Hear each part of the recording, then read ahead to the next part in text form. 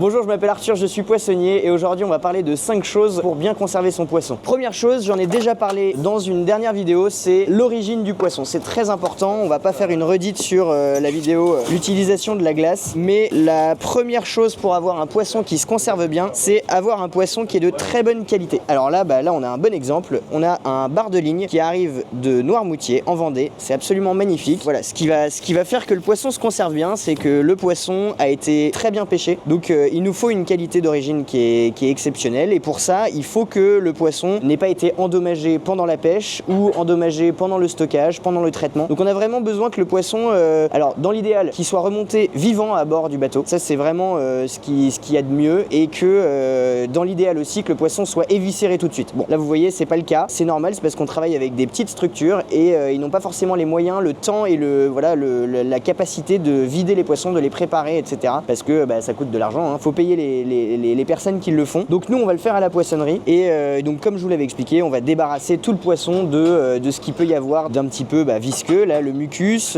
les branchies, les viscères, etc. Voilà, ça c'est la première chose. Donc un poisson de qualité, donc un poisson qui n'a pas été brusqué pendant sa pêche, donc c'est-à-dire qu'il n'a pas libéré trop de stress, et un poisson qui va être manipulé comme un bijou. C'est vraiment hyper important parce que sinon le poisson se détériore, on va le sentir, hein, la chair du poisson c'est très fragile, donc dès qu'il y a un coup, il va y avoir des ecchymoses, des bleus, la chair va se défaire, on va le voir dans la conservation du poisson. Ensuite le poisson va vraiment se détériorer, la chair va moins se tenir et ça peut même provoquer énormément de mauvaises incidences sur le goût parce que un poisson qui est très stressé, un poisson qui est pas bien manipulé, en fait la chair va développer des acides lactiques et c'est ces acides, l'acidification de la chair qui va faire que le poisson est de moins bon goût et de moins bonne texture. Donc on parle de conservation et évidemment ça vous paraît peut-être un petit peu bizarre que je vous parle de l'origine du poisson et de sa qualité, mais c'est vraiment le point de départ de la conservation, c'est un poisson qui est bien traité et qui est traité vraiment individuellement. C'est un animal sauvage, vous avez vu ça, c'est absolument magnifique comme animal et on a souvent trop tendance à les brusquer, etc. alors que c'est très fragile, bien plus fragile que la viande. Ça m'amène au vrai premier point sur la conservation qui est la gestion du froid. Alors je vais un peu vous introduire à comment ça s'est passé dans ma tête quand j'ai réfléchi à la conservation du poisson et réfléchi à la conservation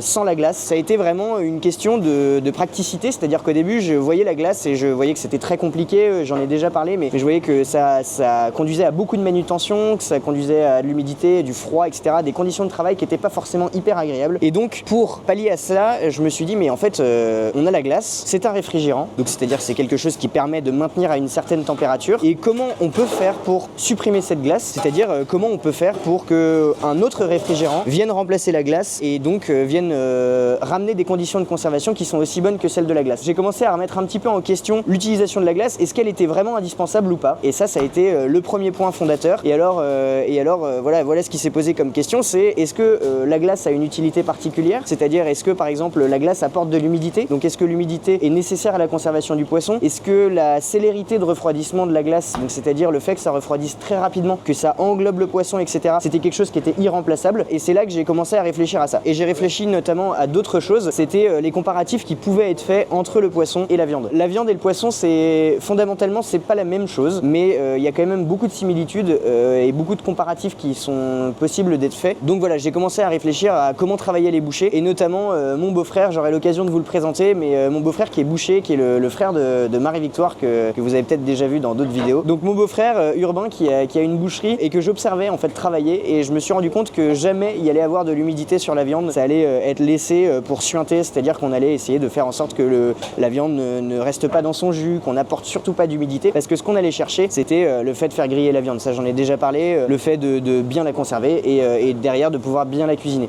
Donc ce qui s'est passé c'est que quand j'ai commencé à travailler en poissonnerie traditionnelle avec de la glace, etc., j'ai remis en cause cette question de l'utilisation de la glace et je me suis donc renseigné. Je ne trouvais absolument rien, je me suis dit c'est pas possible, je suis pas le seul homme sur terre à s'être dit on va retirer la glace de la poissonnerie, et en fait effectivement je ne trouvais rien, et je suis tombé sur un article de Bruno Bousseau qui est un scientifique avec qui j'ai travaillé longuement et qui m'a vraiment énormément apporté, et c'est Bruno qui m'a vraiment alimenté sur la question de la conservation, le développement des bactéries, le rôle de l'eau et de l'eau libre, on aura le temps d'en parler aussi, sur le développement des bactéries d'altération, la confrontation entre les bactéries d'altération et les bactéries de conservation, le rôle de la dégradation enzymatique pour l'évolution du goût dans le poisson, les parallèles qui sont possibles d'être faits avec la maturation de la viande. Et en fait c'est grâce à Bruno que j'ai commencé à réfléchir à l'utilisation du froid, et donc ça m'amène à mon point la gestion du froid. Pour bien conserver son poisson, il faut bien gérer son froid. Donc nous, ce qu'on a fait avec Bruno, c'est qu'on s'est dit, ok, la glace apporte des conditions de conservation qui permettent de garder le poisson entre 0 et 2 degrés. On a regardé la réglementation. La réglementation disait, il faut pouvoir conserver le poisson à température de glace fondante. On est parti de là et la température de glace fondante, c'était interprété, en tout cas en France, parce que c'est une réglementation européenne, ça a été interprété en France comme étant placé entre 0 et 2 degrés. Donc on s'est dit, ok, bah très bien. On a compris,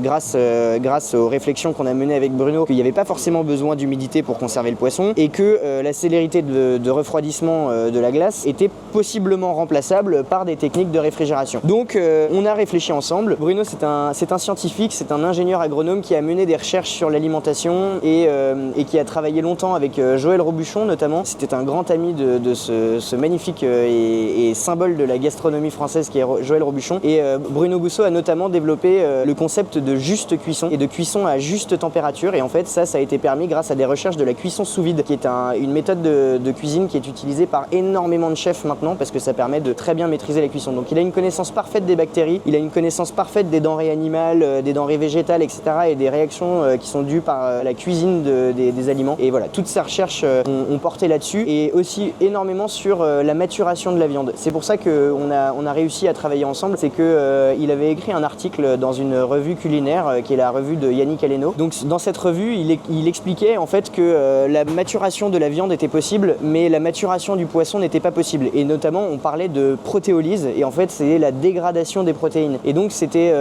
assez intéressant pour moi parce que je m'étais rendu compte qu'effectivement, en fait, avec le poisson, on gère un pourrissement. Avec la viande, on attend une maturation. Et je me suis dit, mais c'est pas possible, ça veut dire qu'en 2019, on ne sait pas conserver le poisson. Alors, ce qui s'est passé, c'est qu'on a fait l'état des lieux avec Bruno de ce qu'il y avait comme bactéries, ce dont le poisson avait besoin pour se conserver. Et là, on a pris attache avec un frigoriste et un chaudronnier. Le chaudronnier, c'est un peu l'ébéniste de l'acier. C'est la personne qui arrive à manier l'acier et qui nous a permis de construire tous ces frigos. Donc le frigoriste, on lui a donné des indications, donc c'était vraiment très empirique, c'est-à-dire qu'on a analysé et on a étudié ce dont le poisson avait besoin comme froid et on l'a traduit par des éléments techniques. Donc on a créé cette première vitrine. Donc on a essayé de créer un environnement qui était parfait pour la conservation du poisson. Donc on a visé une température très basse, donc c'est-à-dire qu'on conserve le poisson entre 0 et 2 degrés, mais notre point, nous, c'est de conserver le poisson à 0 degré à cœur. Et c'est ça tout l'avantage de ce matériel, c'est qu'on a fait en sorte donc, de ne pas utiliser de glace, de surtout ne pas permettre aux bactéries d'altération de se développer. Et donc tout ça grâce à des éléments techniques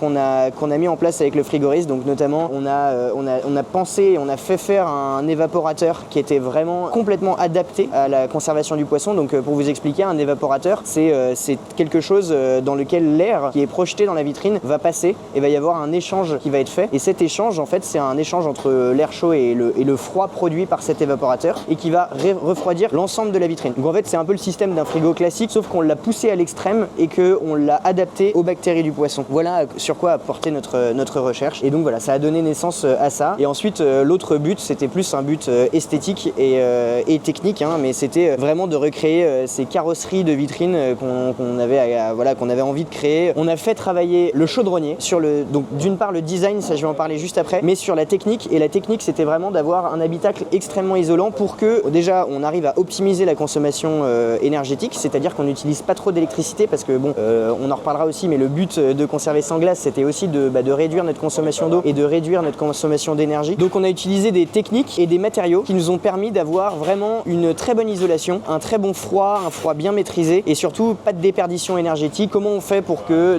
avec une baguette magique, il y ait vraiment des conditions de froid qui sont parfaites. Donc là, on a étudié ce qu'on avait créé et on a vraiment pris des mesures de froid. On a essayé de voir ce qui se passait. On a fait des tests sur les poissons pour voir si les poissons se conservaient bien ou pas, comment ils s'asséchaient, est-ce qu'ils s'asséchaient beaucoup, est-ce qu'ils s'asséchaient peu. Donc voilà. Donc ce qu'on a fait, c'est qu'on a voulu créer un environnement qui était techniquement abouti, donc c'est-à-dire qui permettait une superbe conservation avec une formidable gestion du froid et qui en plus de ça était esthétique parce que on voulait mettre en avant nos poissons, on voulait vraiment les mettre dans des cadres qui les mettaient en valeur. Donc c'est pour ça qu'on a choisi déjà de l'inox parce que c'est une matière très noble et qui est un peu sous-estimée. Vous voyez, on a fait une finition polymiroir, c'est cette finition qui est très brillante et comme ça met vraiment un cadre qui met en valeur le poisson. C'était aussi pour essayer de remplacer les étals de glace qui sont souvent très décorées, qui sont souvent très belles et du coup voilà, de créer un système qui permettait de mettre en valeur et de bien conserver. Donc vous voyez, on a utilisé du double vitrage et ça c'est vraiment ce qui va permettre d'isoler parfaitement le poisson. Donc toutes les questions de gestion du du froid ont été résolus grâce à ça.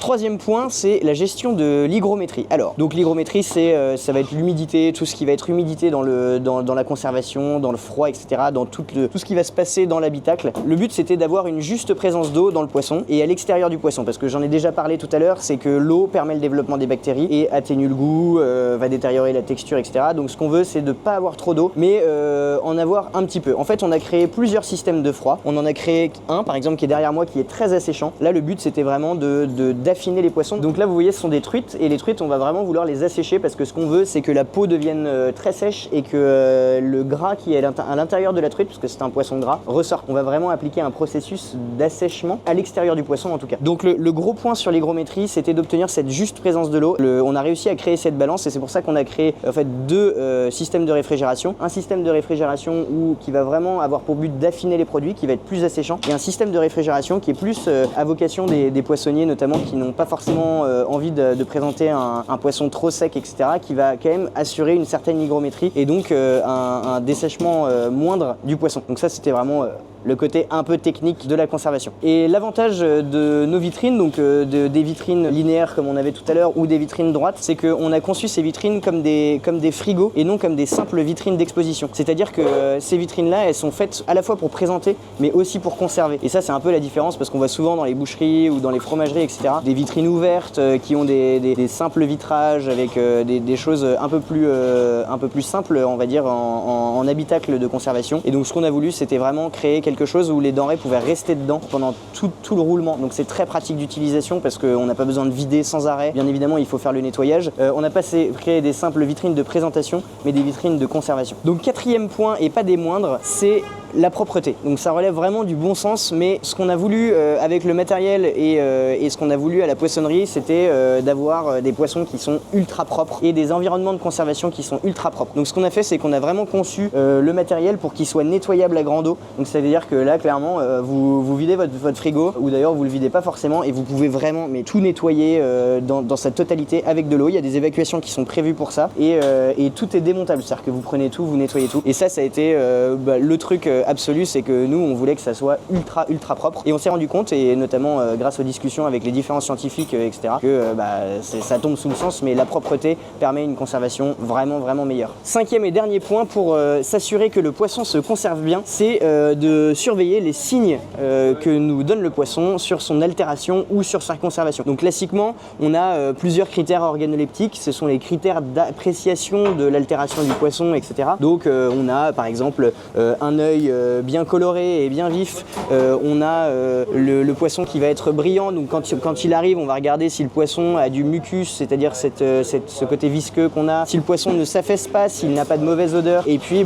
si les viscères se détériorent ou pas. Donc nous, les critères vont un petit peu changer sur l'appréciation de la conservation du poisson, parce que nous, comme vous le savez, on va pas garder l'humidité du poisson, donc on va pas pouvoir vérifier si le poisson est brillant d'une certaine manière ou d'autre. Donc là, vous voyez, on a un pagre. Donc le pagre, c'est un poisson qui ressemble à la dorade royale un petit peu, donc il est magnifique, il est rose. C'est un pagre qui a 1 semaine de conservation, et ce poisson-là, on va surveiller, nous, surtout les mauvaises odeurs, parce que en fait, le vrai critère d'appréciation de la conservation du poisson, ça va être les mauvaises odeurs. Ça, c'est vraiment hyper important. Un poisson qui est bien conservé ne doit pas sentir, mais pas sentir du tout. Ça, c'est un poisson qui a 1 semaine et il sent la rose, il est magnifique.